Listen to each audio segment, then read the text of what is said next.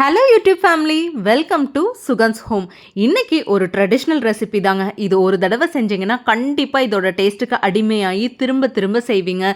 இது ஆம்கண்ட் ஸ்ரீகண்ட். ரொம்ப டேஸ்டியாக இருக்கும். ஒரு தடவை நீங்கள் சுவைச்சு பார்த்துட்டீங்க அப்படின்னா கண்டிப்பாக மறு தடவை ட்ரை பண்ணிடுவீங்க. செய்யறது கூட ரொம்ப சிம்பிள் தான். நான் எப்படி இவ்வளோ டைம் மேனேஜ் பண்ணுறேன், எனக்கு எப்படி டைம் கிடைக்குதுங்கிறது இந்த வீடியோவில் சொல்கிறேன். ஸ்கிப் பண்ணாமல் லாஸ்ட் வரைக்கும் பாருங்கள். இந்த ரெசிபி செய்யறதுக்கு 1 லிட்டர் தயிர் வேணும். அதுவும் கெட்டியான தயிராக இருக்கணும். நைட்டு ஊற்றி வச்சிட்டிங்கன்னா ரொம்ப புளிக்காது. தயிர் ஊற்றுறதெல்லாம் நான் ஆல்ரெடி ஒரு வீடியோவில் ஷேர் பண்ணியிருக்கேன். தயிர் ரொம்ப புளிப்பு தட்டக்கூடாது. ஒரு காட்டன் துணியில் ஊற்றி வச்சுட்டா தண்ணி தனியாக வடிஞ்சிருங்க. இந்த தண்ணியை நீங்கள் வேஸ்ட் பண்ண வேண்டியதில்லை. சப்பாத்தி எல்லாம் பண்ணும்போது இது ப்ரோட்டீன்னால் நல்லா மிக்ஸ் பண்ணிட்டீங்கன்னா சப்பாத்தி சூப்பராக இருக்குங்க. ஹெல்தி வெர்ஷனும் கூட.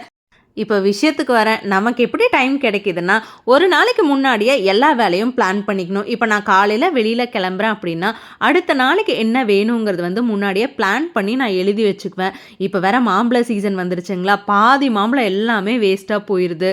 மாம்பழ சீசனில் என்னெல்லாம் பண்ண முடியுமோ அத்தனையுமே பண்ணிடுவேங்க. ஏன்னா அவ்வளோ பிடிக்கும் எனக்கு மாம்பழம்னா. ரொம்ப டேஸ்டியாக இருக்கும் இந்த ரெசிபி. கண்டிப்பாக ட்ரை பண்ணி பாருங்கள். இப்போது என்னென்ன ஒர்க்குன்னு நான் எழுதி வைக்காமல் இருந்தால் பாதியான மறந்துடுவேன். ஏன்னா என்னோடய ஆஃபீஸ் ஒர்க் ஆகட்டும், என்னோடய வீட்டு வேலையாகட்டும், என்னோடய யூடியூப் வேலையாகட்டும் எல்லாமே நான் பக்காவாக எழுதி வச்சு தான் வேலை பண்ணுவேன். ஏன்னா எந்த மிஸ்டேக்ஸும் வரக்கூடாது. எல்லா ஒர்க்லேயுமே கொஞ்சம் கவனமாக இருக்கணும்.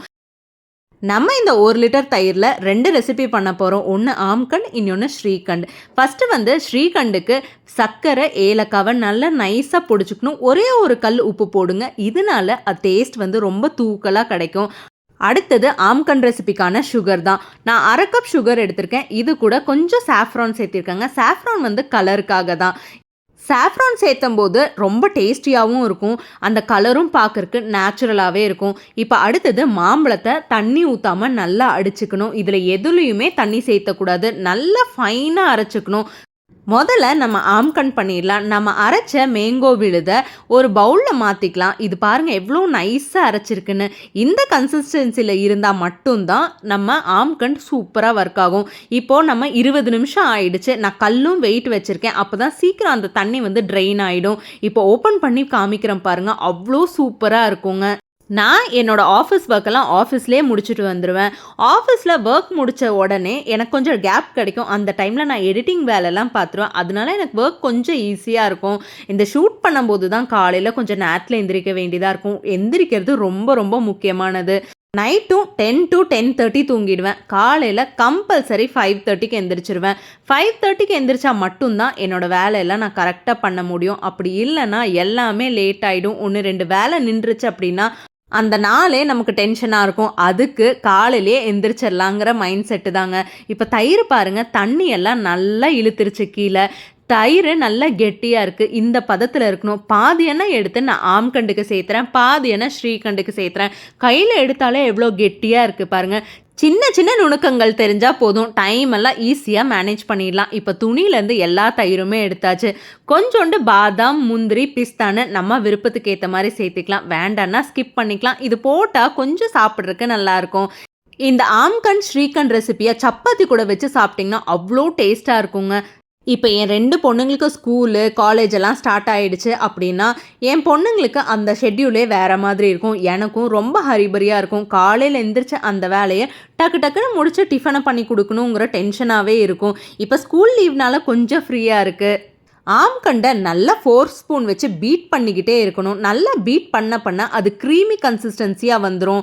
பாருங்கள், போட்டாலே பொத்துன்னு விழுகணும். அப்படி இருந்தால் தான் நம்ம ஆம்கண்ட் சூப்பராக இருக்கும். நம்ம கடைகளில் எப்படி வாங்குகிறோமோ அதே மாதிரி டேஸ்ட்டில் இருக்குங்க. செம்ம சூப்பராக இருக்கும். இப்போ ஸ்ரீகண்ட் மிக்ஸ் பண்ணுறேன் பாருங்கள். அந்த பவுடரும் தயிரும் எல்லாமே ஈவனாக மிக்ஸ் ஆகி வரணும். நம்ம எவ்வளோக்கு பீட் பண்ணுறோமோ நம்ம ஆம்கண்டும் ஸ்ரீகண்டும் அவ்வளோ டேஸ்டியாக இருக்குங்க. இது சப்பாத்தியோட சாப்பிட்டு பாருங்களேன், அவ்வளோ டேஸ்ட்டாக இருக்கும். அதுவும் இல்லாமல் இது தோசைக்கும் செம்மையான ரெசிபியாக இருக்கும். இது கடைகளில் அதிகமாக கிடைக்கும். இதெல்லாம் சிம்பிளாக நம்ம காஸ்ட் சேவிங்கில் வீட்லேயே செய்யலாம்.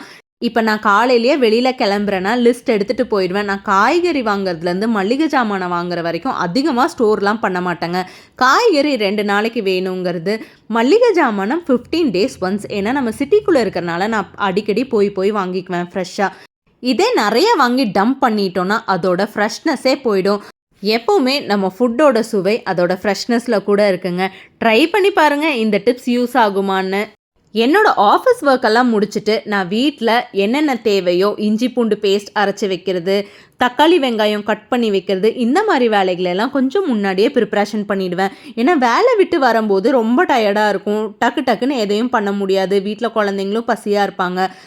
முன்னாடியே காலையில் எல்லாத்தையுமே ரெடி பண்ணி வச்சுருவேன். அப்போ எனக்கு ஈவினிங் கொஞ்சம் ஈஸியாக இருக்கும். இப்போ பாருங்கள் ஆம்கண்டோட கன்சிஸ்டன்சி செம்மையாக வந்திருக்கு. இதை ஃப்ரிட்ஜில் வச்சு ஒரு மணி நேரம் கழித்து எடுத்து சில்லுன்னு சாப்பிட்டு பாருங்களேன், அவ்வளோ சுவையாக இருக்கும். அதே மாதிரி ஸ்ரீகண்டு செம்ம டேஸ்ட்டாக இருக்குங்க. அதோட ஏலக்காய் ஃப்ளேவர் செம்ம தூளாக இருக்கும். ஒரு தடவை நீங்கள் கண்டிப்பாக செஞ்சு பாருங்கள். தயிரே பிடிக்காதுன்னு சொல்கிறவங்க கூட இந்த ரெசிப்பியை விரும்பி சாப்பிடுவாங்க. இது செம்ம டேஸ்டியான ரெசிபி. நான் இப்படி தான் என்னோடய டைம் மெயின்டைன் பண்ணுறேன். அதனால தான் யூடியூப்பில் கரெக்டாக என்னால் இந்த சின்ன சின்ன வீடியோஸ் எல்லாம் போட முடியுது. என்னோடய ஆஃபீஸ் ஒர்க்கும் பாதிக்கக்கூடாது, என்னோடய யூடியூப்பும் பாதிக்கக்கூடாதுன்னா அதுக்கு நான் நேரத்தில் எழுந்திரிச்சு என்னோடய வேலைகளை கண்டிப்பாக ஷெட்யூல் பண்ணியே ஆகணும். நீங்கள் எப்படி உங்களோட ஒர்க் ஷெட்யூல் பண்ணுவீங்கன்னு சொல்லி கமெண்ட்டில் சொல்லுங்கள், நானும் தெரிஞ்சுக்கிறேன். யூஸ்ஃபுல்லான சேவிங் டிப்ஸ் இருந்தாலும் ஷேர் பண்ணுங்கள். நம்ம ஃபேமிலியில் யாருக்காச்சும் யூஸ் ஆகும். இந்த வீடியோ உங்களுக்கு பிடிச்சிருந்தா லைக் பண்ணி ஷேர் பண்ணி சப்ஸ்கிரைப் பண்ணிக்கோங்க. மறக்காமல் ஆல் பட்டன் கிளிக் பண்ணிக்கோங்க. அப்போ தான் நான் போடுற எல்லா வீடியோஸுமே உங்களுக்கு நோட்டிஃபிகேஷனாக வரும். மறக்காமல் மேலே கொஞ்சம் பாதாம் முந்திரி தூவி சாப்பிட்டு பாருங்கள், செம்ம டேஸ்ட்டாக இருக்கும். ரெசிபியை ட்ரை பண்ணி பார்த்துட்டு எப்படி இருந்ததுன்னு கமெண்ட்டில் சொல்லுங்கள். தேங்க்ஸ் ஃபார் வாட்சிங்.